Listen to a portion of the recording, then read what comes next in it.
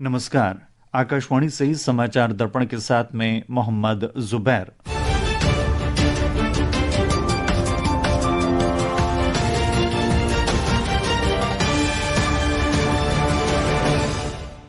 मुख्य समाचार। भारत ईरान की स्थिति पर बारीकी से नजर रख रहा है। सरकार ने नागरिकों की सुरक्षा सुनिश्चित करने के लिए सभी कदम उठाने का आश्वासन दिया। रूस के राष्ट्रपति व्लादिमीर पुतिन ने इजरायल के प्रधानमंत्री बेंयामिन नेतन्याहू से ईरान से संबंधित घटनाक्रम के मद्देनजर फोन पर बात की। विदेश मंत्री डॉक्टर सुब्रमण्यम जयशंकर ने कहा, भारत और जापान के बीच विशेष रणनीतिक और वैश्विक साझेदारी में सकारात्मक प्रगति। दक्षिण कोरिया की अदालत ने पूर्व राष्ट्रपति यून सुक येल को कई आरोपों में 5 साल की सजा सुनाई और इंडिया ओपन बैडमिंटन के पुरुष एकल क्वार्टर फाइनल में लक्ष्य सेन को चीन के ताइपे के लिन चुन जी से हार का सामना करना पड़ा।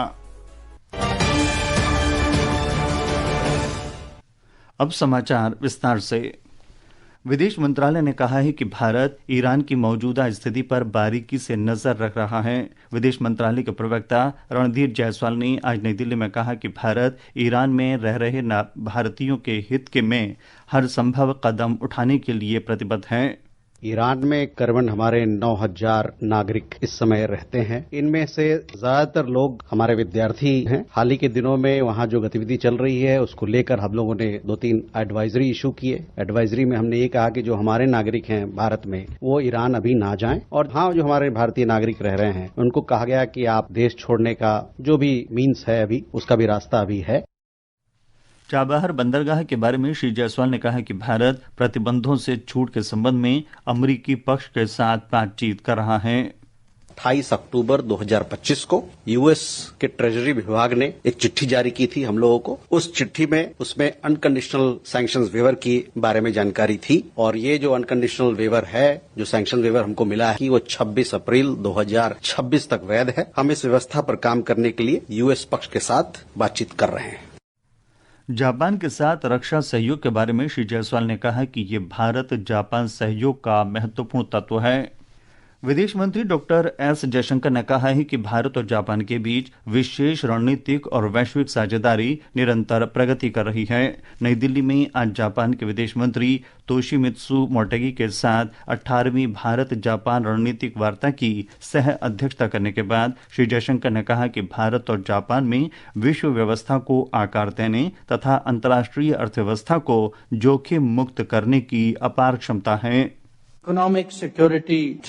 आज की अनिश्चित वैश्विक स्थिति में आर्थिक सुरक्षा आवश्यक है। दोनों देश अपनी अर्थव्यवस्थाओं के साथ साथ अंतर्राष्ट्रीय अर्थव्यवस्था को जोखिम मुक्त करने को अत्यधिक महत्व देते हैं। हम सुदृढ़ आपूर्ति श्रृंखलाओं, महत्वपूर्ण खनिजों, ऊर्जा, स्वास्थ्य और समुद्री सुरक्षा पर ध्यान केंद्रित करेंगे।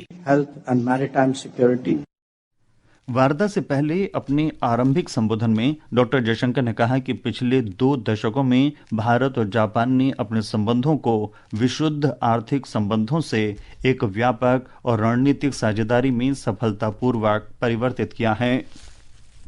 इस बीच विदेश मंत्रालय ने कहा कि आर्थिक सुरक्षा पहल के अंतर्गत भारत और जापान आर्थिक सुरक्षा के क्षेत्र में सार्वजनिक निजी भागीदारी को बढ़ावा देने के लिए निजी क्षेत्र संवाद आयोजित करेंगे।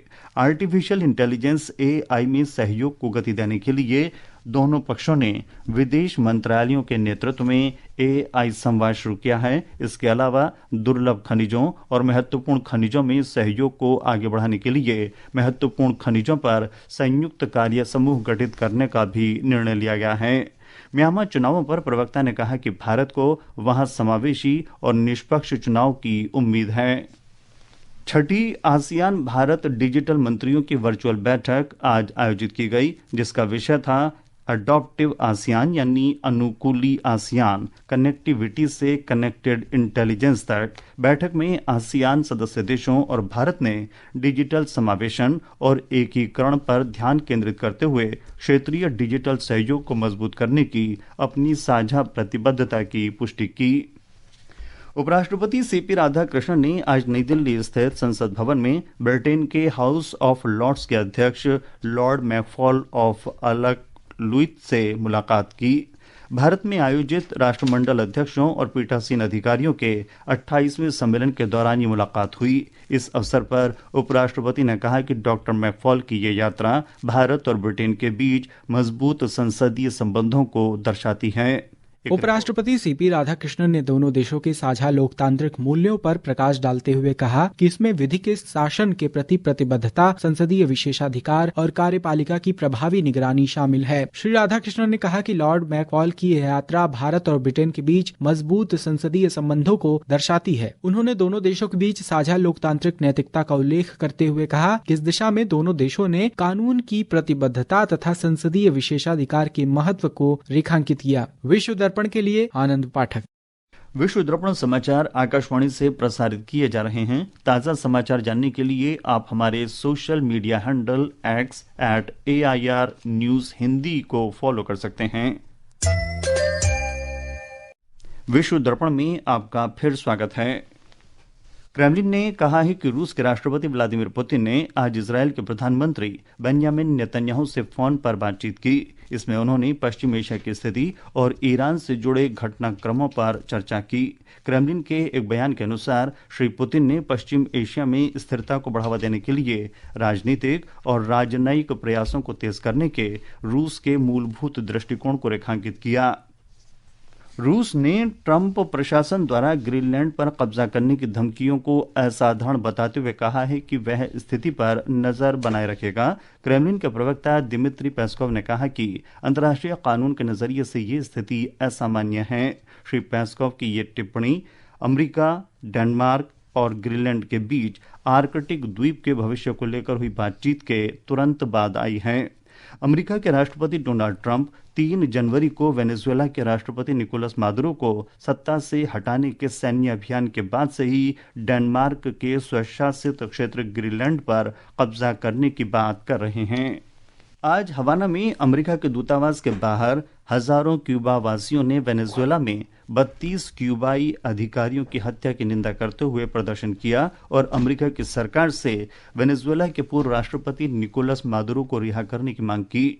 3 जनवरी को वेनेजुएला पर अमेरिकी हमले के बाद क्यूबा और अमेरिका के बीच तनाव बढ़ने के मद्देनजर क्यूबा सरकार द्वारा ये रैली आयोजित की गई थी।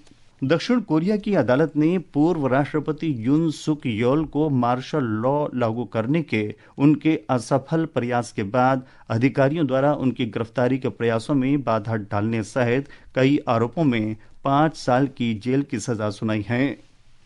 पाकिस्तान के बलूचिस्तान प्रांत में एक प्रमुख मानवाधिकार संगठन पाक ने आरोप लगाया है कि पाकिस्तान समर्थित एक आतंकी दस्ते ने हाल ही में 3 बलूच नागरिकों की हत्या कर दी। मृतकों की पहचान मुल्ला रजाक, जोहेब अहमद और जरीफ बलूच के रूप में हुई है। नई दिल्ली में इंडिया ओपन बैडमिंटन टूर्नामेंट में भारतीय चुनौती समाप्त हो गई है। आज पुरुष सिंगल्स के क्वार्टर फाइनल में लक्ष्य सेन चीनी ताइपे के लिन चुनजी से हार गए। लक्ष्य सेन भारतीय चुनौती के रूप में एकमात्र बच्चे खिलाड़ी थे। एचएस प्रणॉय और किदाम्बी श्रीकांत पहले ही प्रतियोगिता से बाहर हो गए थे। भारत का विदेशी मुद्रा भंडार 9 जनवरी को समाप्त सप्ताह में 39 करोड़ 20 लाख अमेरिकी डॉलर बढ़कर 687 अरब अमेरिकी डॉलर से अधिक हो गया। अंत में मुख्य समाचार एक बार फिर। भारत ईरान की स्थिति पर बारीकी से नजर रख रहा है। सरकार ने नागरिकों की सुरक्षा सुनिश्चित करने के लिए सभी कदम उठाने का आश्वासन दिया। रूस के राष्ट्रपति व्लादिमीर पुतिन ने इजरायल के प्रधानमंत्री बेंजामिन नेतन्याहू से ईरान से संबंधित घटनाक्रम के मद्देनजर फोन पर बात की। विदेश मंत्री डॉक्टर सुब्रमण्यम जयशंकर ने कहा कि भारत और जापान के बीच विशेष रणनीतिक और वैश्विक साझेदारी में सकारात्मक प्रगति। दक्षिण कोरिया की अदालत ने पूर्व राष्ट्रपति यून सुक येओल को कई आरोपों में 5 साल की सजा सुनाई। और इंडिया ओपन बैडमिंटन के पुरुष एकल क्वार्टर फाइनल में लक्ष्य सेन को चीन के ताइपे के लिन चुनजी से हार का सामना करना पड़ा। इसके साथ ही विश्व दर्पण का ये अंक समाप्त हुआ। नमस्कार।